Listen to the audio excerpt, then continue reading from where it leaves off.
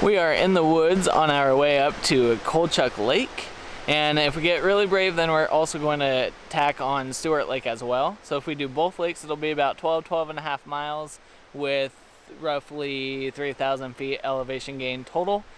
Just to get up to Colchuck, it's 4 miles one way, 2,300 foot elevation gain. So super pretty hike, definitely recommend it, and it seems like everybody else recommends it as well because it's busier than we've ever seen it, and it's a Friday morning, which is surprising to us. It was only about 5 years ago that we would come up here on a weekend right around this time of year before they added permits in May, and we'd have the place mostly to ourselves. So expect that there will be people, expect that it will be busy. Get here early so that you can get a good parking spot. And if you are trying to get up into the core of the Enchantments, I always recommend to try and get above Aasgard by 10 a.m. Otherwise the sun's gonna hit you and you're gonna get hot. So you can probably hear there's a lot of runoff, snow runoff. The water's moving pretty quick, and overall it should be a really beautiful day out here.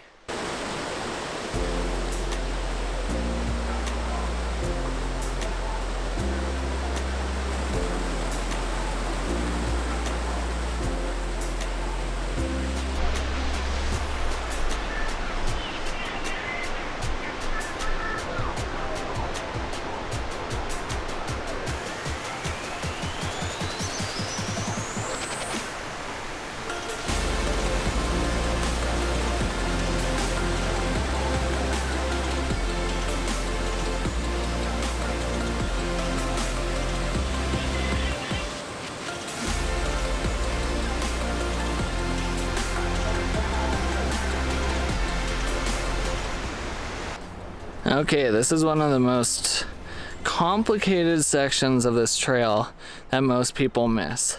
So you'll see the sign up there. However, if your head's down, you'll often miss this split.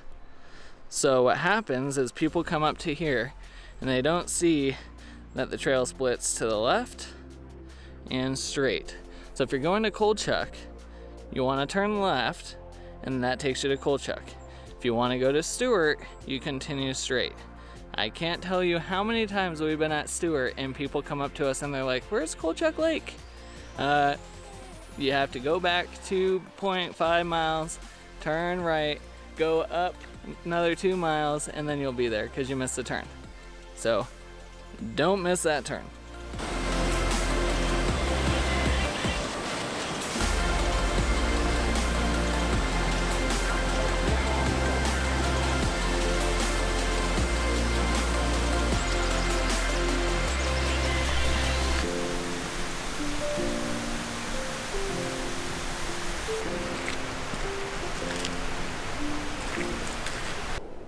So that is the valley that leads out towards Stewart Lake, and you can see way out there in the distance, that's from the Jack Creek fire, which we actually called in, I think that was back in 2017 when it started really taking off. We called the ranger station to let them know, and then it was the next day they came through and got everyone out of here. And it jumped the ridge and it burned quite a big section over there. But at least it stayed away from the main core. But here are some of the views when you're getting pretty close to Colchuck.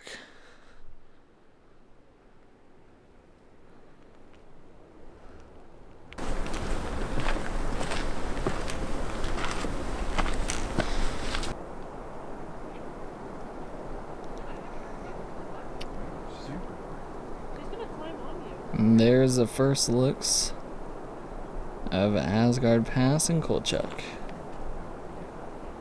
Aasgard actually is pretty melted out at this point. I'm kind of surprised by that.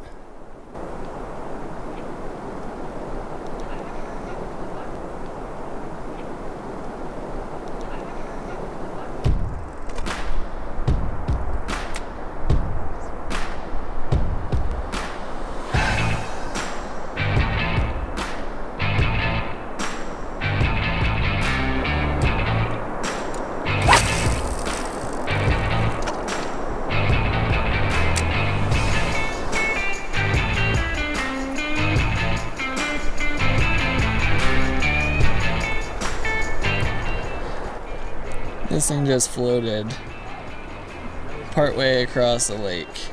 This was on the other side.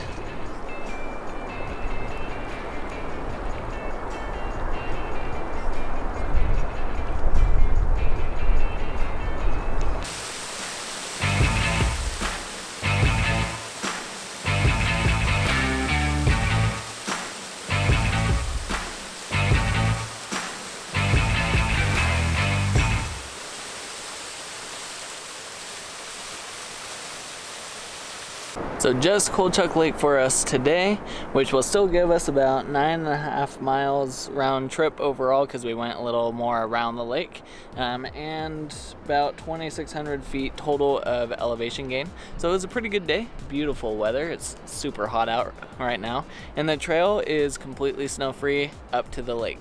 There's snow patches as you go around the lake, but other than that, mostly snow-free, and Aasgard's getting pretty close to being snow-free as well. So we're just in June and all of that's melted out, so if you come up here soon in the next few months, it'll be pretty good for you. Especially the core takes a little longer to melt out, but at the rate that things are melting right now, it probably will melt out by mid-July-ish. But if you enjoyed this video, hit that like button down below. You can subscribe to our channel because we release weekly adventures and a bunch of other videos to help people move more, eat well, and be adventurous. So until next time, keep climbing to the peak of your health.